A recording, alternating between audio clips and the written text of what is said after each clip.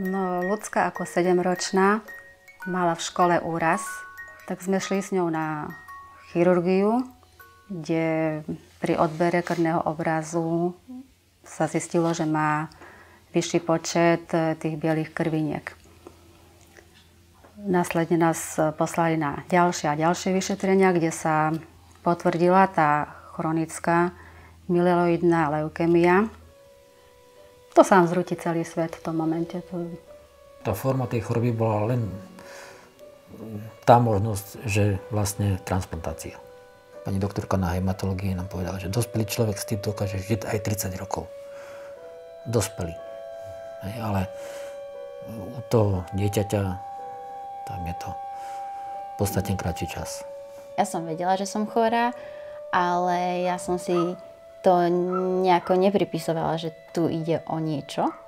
Len, že som chorá, musím sa liečiť a to všetko, čo k tomu som musela podstúpiť, tak som to aj takto brala. Začali sme získavať o tej chorobe ďalšie poznatky a tam sa začalo uvažovať, že je tam tá možnosť, tá pupočníková krv ako odber, tak sa uvažovalo s tým.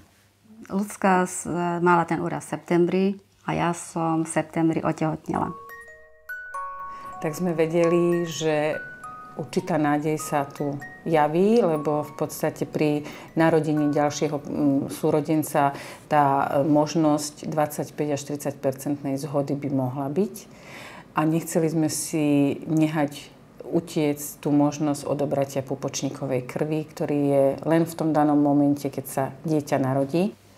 Myslím, že mám veľmi dobrý vzťah s bratom a celkovo s rodinou sme takí viac spútaní týmto, že touto chorobou, tak mám pocit, že aj tou rodinou nás to viac spútalo, ale k môjmu bratovi mám špecifický vzťah.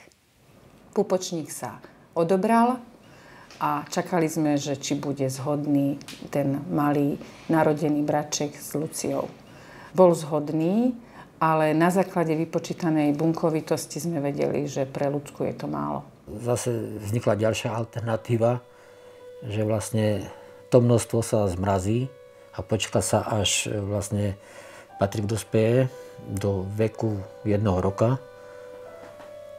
S tým, že môže tam v tom veku prebehnúť tiež odber kostnej drene, že by sa doplnil potrebný počet tých kmeňových buniek, potrebných pre transplantáciu.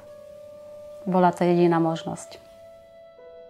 Našťastie Lucia mala ochorenie leukémiu chronickú, ktorá je v detskom veku veľmi zriedkavá a nie je takou urgentnou leukémiou na transplantáciu. Bola v chronickej fáze a mohli sme čakať, kým dorastie ten malý zhodný braček. Takže sme boli zase rok v tom očakávaní, vlastne, aby neprepukli nejaké komplikácie, aby Patrik bol zdravý. A keď dorastol do určitej hmotnosti, tak sme si mohli dovoliť odobrať jemu kostnú dreň, a samozrejme so súhlasom rodičov, a doplnila sa potom tá pupočníková krv kostnou dreňou. Keď prijala ten štep, tak museli čakať, či sa ujal ten štep, či nebude telo bojovať s tým, že či neodmietne tento štep. Vlastne Lucinka bola prvá, kde sme použili indikovaný pupočníkový štep od narodeného zdravého súrodenca a potom v podstate pri všetkých iných potenciálnych pacientoch, ktorých sme my už mali v evidencii, že idú sa transplantovať, a ako náhle sme zistili, že matka bola gravidná, tak sme tento odber indikovali my a v podstate do dnešného dňa máme odtransplantovaných 5 detí od súrodeneckých darcov. Vždy to boli zhodní, HLA identickí súrodenci, aj ten pupočník bol dostatočný v prípade tých 4 ďalších. Na voze bola veľká debna. Len čo som ju zazrela, poskočilo mi srdce. A v tom som si uvedomila, že každú chvíľu zapadne slnko a netvor, ktorý je uväznený v jej vnútri, môže sa prevteliť do ľubovoľnej podoby a svojim prenasledovateľom uniknúť. Ten človek, keď sa ocitne v tom boji o ten život, už som možno staršia, som to pozerám trocha inak, ale je to také, že naberie takú silu, o ktorej nikdy nevedel a všetko je to a dá sa to vyhrať.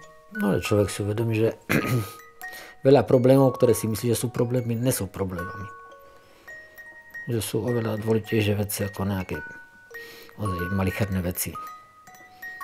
Myslím, že to zdravie a tá rodina, to je ten základ.